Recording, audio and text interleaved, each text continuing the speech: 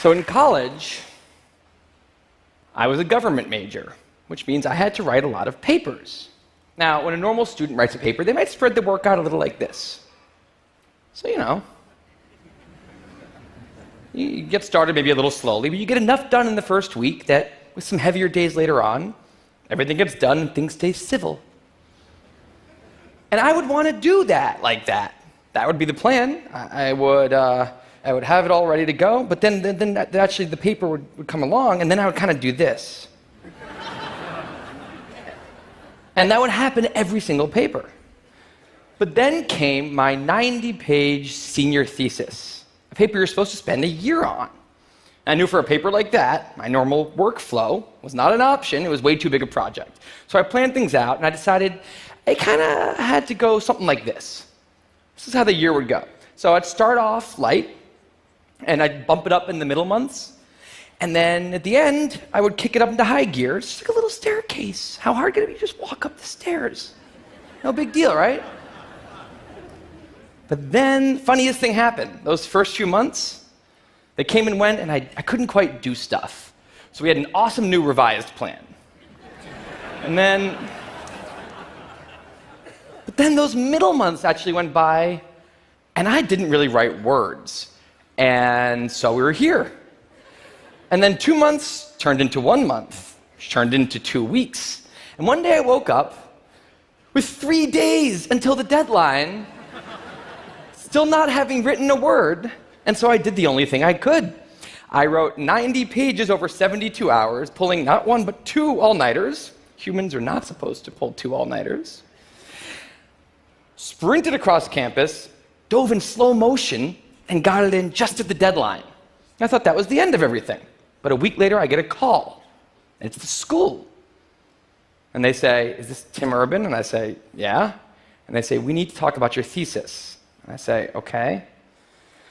And they say, "It's the best one we've ever seen."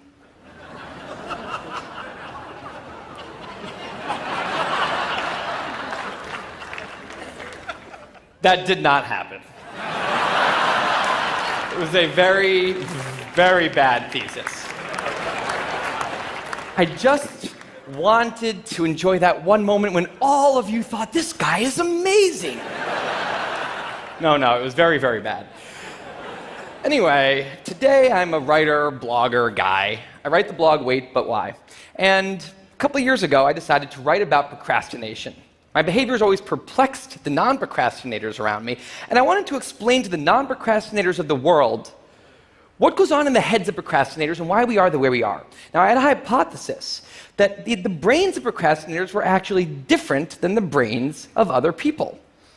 And to test this, I found an MRI lab that actually let me scan both my brain and the brain of a proven non-procrastinator, so I could compare them, and I actually brought them here to show you today, and I want you to take a look carefully to see if you can notice a difference. And I know that if you're not a trained brain expert, it's not that obvious, but just take a look, okay?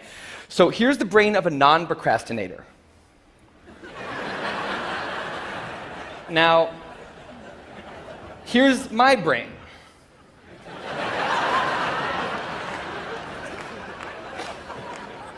There is a difference. Both brains have a rational decision maker in them, but the procrastinator's brain also has an instant gratification monkey. Now, what does this mean for the procrastinator? Well, it means everything's fine until this happens. So the rational decision maker will make the rational decision to do something productive, but the monkey doesn't like that plan. So he actually takes the wheel, and he says, "Actually, let's read the entire Wikipedia page of the Nancy Kerrigan-Tanya Harding scandal, because I just remembered that happened. Then we're going to go over to the fridge. We're going to see if there's anything new in there since 10 minutes ago. After that, we're going to go on a YouTube spiral that starts with videos of Richard Feynman talking about magnets and ends much, much later with us watching interviews with Justin Bieber's mom. All of that's going to take a while, so we're not going to really have room on the schedule for any work today. Sorry." Now, what is going on here? The instant gratification monkey does not seem like a guy you want behind the wheel. He lives entirely in the present moment. He has no memory of the past, no knowledge of the future, and he only cares about two things: easy and fun. Now, in the animal world, that works fine. If you're a dog and you spend your whole life doing nothing other than easy and fun things, you're a huge success.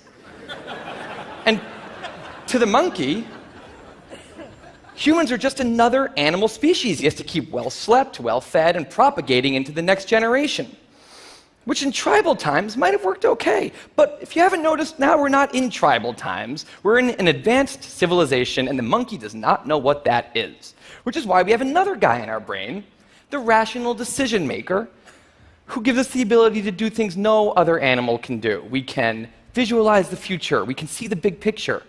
We can make long-term plans. And he wants to take all of that into account. And he wants to just have us do whatever makes sense to be doing right now. Now, sometimes it makes sense to be doing things that are easy and fun, like when you're having dinner or going to bed or enjoying well-earned leisure time. That's why there's an overlap. Sometimes they agree. But other times, it makes much more sense to be doing things that are harder and less pleasant for the sake of the big picture, and that's when we have a conflict. And for the procrastinator, that conflict tends to end a certain way every time, leaving him spending a lot of time in this orange zone, an easy and fun place that's entirely out of the make sense circle. I call it the dark playground. Now, the dark playground is a place that all of you procrastinators out there know very well. It's where leisure activities happen at times when leisure activities are not supposed to be happening. The fun you have in the dark playground isn't actually fun because it's completely unearned, and the air is filled with guilt, dread, anxiety, self-hatred, all those good procrastinator feelings. And the question is, in this situation, with the monkey behind the wheel, how does the procrastinator ever get himself over here to this blue zone? A less pleasant place, but where really important things happen. Well, turns out that the procrastinator has a guardian angel, someone who's always looking down on him and watching over him in his darkest moments, someone called the panic monster.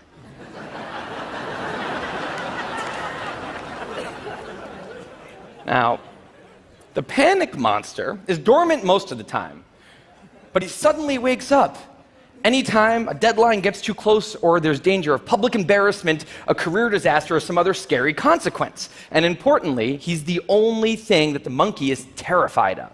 Now, he became very relevant in my life pretty recently because the people of TED reached out to me about 6 months ago and invited me to do a TED Talk.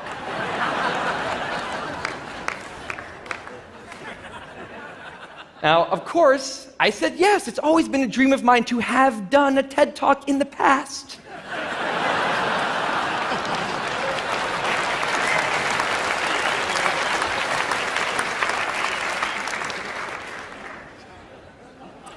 But in the middle of all this excitement, the rational decision maker seemed to have something else in his mind. He was saying, are we clear on what we just accepted? Do we get what's going to be now happening one day in the future? We need to sit down and work on this right now. And the monkey said, totally agree, but also let's just open Google Earth and let's zoom into the bottom of India, like 200 feet above the ground, and we're going to scroll up for 2.5 hours till we get to the top of the country so we can get a better feel for India.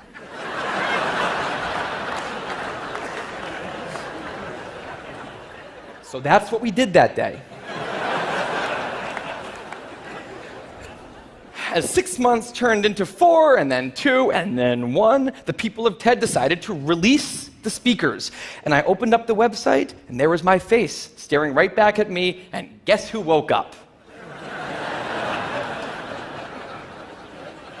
So the panic monster starts losing his mind, and a few seconds later, the whole system's in mayhem.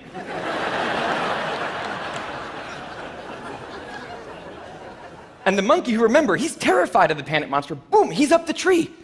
And finally, the rational decision maker can take the wheel and I can start working on the talk. Now, the panic monster explains all kinds of pretty insane procrastinated behavior, like how someone like me could spend 2 weeks unable to start the opening sentence of a paper and then miraculously find the unbelievable work ethic to stay up all night and write 8 pages. And this entire situation with the 3 characters, this is the procrastinator's system. It's not pretty, but in the end, it works. And this is what I decided to write about on the blog just a couple years ago. Now, when I did, I was amazed by the response. Literally thousands of emails came in from all different kinds of people, from all over the world, doing all different kinds of things. These were people who were nurses and bankers and painters and engineers and lots of PhD students. And they were all writing saying the same thing. I have this problem too. But what struck me was the contrast between the light tone of the post and the heaviness of these emails. These people were writing with intense frustration about what procrastination had done to their lives, about what this monkey had done to them. And I thought about this, and I said, if the procrastinator system works, then what's going on? Why are all these people in such a dark place? Well, turns out that there's two kinds of procrastination. Everything I've talked about today, the examples I've given, they all have deadlines. And when there's deadlines, the effects of procrastination are contained to the short term because the panic monster gets involved. But there's a second kind of procrastination that happens in situations when there is no deadline. So if you want to have a career where you want to be a self-starter, something in the arts, something entrepreneurial, there's no deadlines on those things at first because nothing's happening at first, not until you've gone out and done the hard work to get some momentum, to get things going. There's also all kinds of important things outside of your career that don't involve any deadlines, like seeing your family or exercising and taking care of your health, working on your relationship or getting out of a relationship that isn't working. Now, if the procrastinator's only mechanism of doing these hard things is the panic monster, that's a problem because in all of these non-deadline situations, the panic monster doesn't show up. He has nothing to wake up for. So the effects of procrastination, they're not contained. They just extend outward forever. And it's this long-term kind of procrastination that's much less visible and much less talked about than the funnier, short-term, deadline-based kind. It's usually suffered quietly and privately. And it can be the source of a huge amount of long-term unhappiness and regrets. And I thought, that's why these people are emailing, and that's why they're in such a bad place. It's not that they're cramming for some project. It's that long-term procrastination has made them feel like a spectator at times in their own lives. The frustration was not that they couldn't achieve their dreams, it's that they weren't even able to start chasing them. So I read these emails and I had a little bit of an epiphany that I don't think non-procrastinators exist. That's right. I think all of you are procrastinators. Now, you might not all be a mess, like some of us. And some of you may have a healthy relationship with deadlines. But remember, the monkey's sneakiest trick is when the deadlines aren't there. Now, I want to show you one last thing. I call this a life calendar. That's one box for every week of a 90-year life. That's not that many boxes, especially since we've already used a bunch of those. So I think we need to all take a long, hard look at that calendar. And we need to think about what we're really procrastinating on, because everyone is procrastinating on something in life. We need to stay aware of the instant gratification monkey. That's a job for all of us. And because there's not that many boxes on there, it's a job that should probably start today. Well, maybe not today, but sometime soon. Thank you.